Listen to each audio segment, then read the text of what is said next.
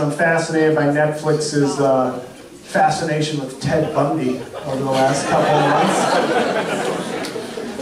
Big documentary series on him, then you got the movie with Zac Efron. It's a Ted Bundy renaissance. This is the guy, the so-called handsome serial killer who killed like 38 women or something in the 70s and 80s. Not a good dude. I would have maybe only stopped at one Netflix special. I don't think he needs all that hype. But it was weird. It was weird watching those. Because I was thinking when they said he killed like 38 people, I was like, holy shit, this guy's like the Babe Ruth of serial killers.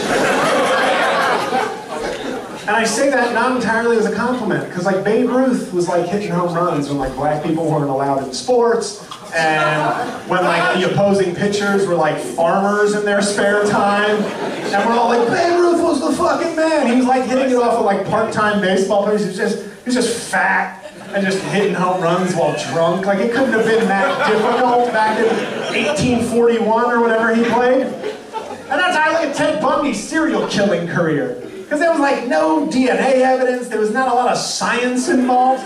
Like in the documentary series, if you've seen it, it's like he goes on like one killing spree, they catch him for like 1 of 8 murders, and then he just goes out a window, like in a fucking like library next to the courtroom. He just goes, and then he's gone for like 10 years. And they were like, wow, you know, he went through so many different looks.